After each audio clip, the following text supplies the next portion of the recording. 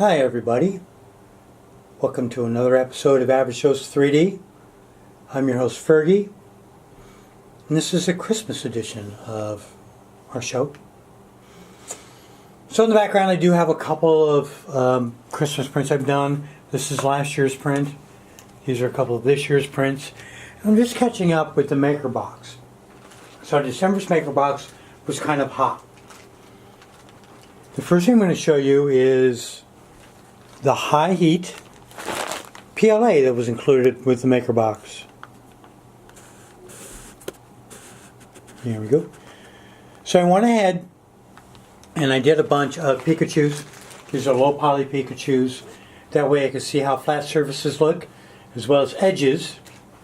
So let's take a look at this Pikachu. There we go. So what I mean by hot, this is PLA, but it's high heat PLA in maroon. This is from US Monofilaments. This did print at 210 degrees with a bed temperature of 40 degrees. And the reason this is considered high heat is this can be annealed. That means that this can be placed in an oven from 80 to 130 degrees centigrade to improve the temperature resistance of the PLA. So it's kind of cool if you're going to have something that you make inside, it's going to go inside a car or other high heat conditions. This PLA, which was very easy to print, will actually can be tempered to withstand higher heat. Now the next one we have, it's kind of nice. This is out of focus. There we go. Okay, so this is Cheetah. Here we go. So the Cheetah print is a easy to print flexible filament. It's by Ninja Tech, which makes great filament. And you do have to have glue stick or blue tape. This prints at 230 to 240. So 230 to 240 is a little bit warm. But the bed temperatures are normal. 100% fan on this. The only thing I notice on this is the stringing. Like as you can see, up at the ears, there's quite a bit of stringing there. Down below between the tail and the body, it looks pretty clean, but you will want to change your retraction. The great thing about this filament is it prints with any kind of printer. You don't need to have a direct feed. You can have a Bowden tube, and because it's a little stiffer than most flexible filaments, it will be able to feed very easily into any hot end, into any kind of printer. And as you can see, it's pretty flexible.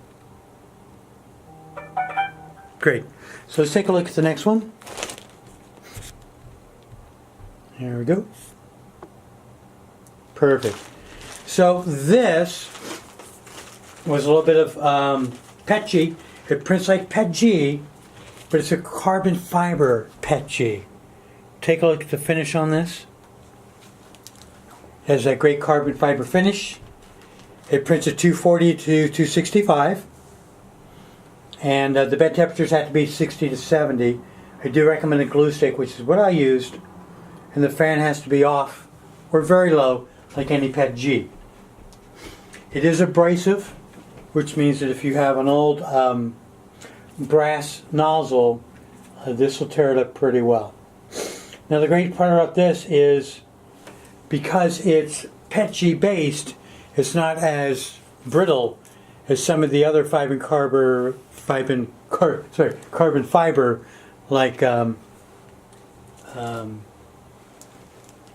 ABS or the other stuff. Okay. Last but not least, here we go. Okay, this is FiberX. It's done by Fiberforce. It prints at 230 to 240 hotbed. You know, we're talking 70 degree hotbed, and with glue stick, and the fan speed 65 to 70, somewhere in there. So mid-speed fan. extremely strong. Combines the function of ABS with the fantastic results of Petchi. So let's take a look at this. Now, the thing I like about this is that you can tell it's very strong. The thing I don't like is that the edges didn't come out too well. So the edges are kind of rough. The flat planes are great, but the edges are very jagged and rigid up here. So if you're printing something with fine detail, this filament won't work very well for you. Alright, so the filament's all printed out well. I used a standard Mark III from Prusa. Focus. There we go. And these can be used in a variety of ways.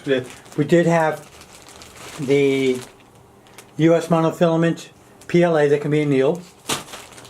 And we had the Cheetah from Ninja Tech. Prints really great for flexible.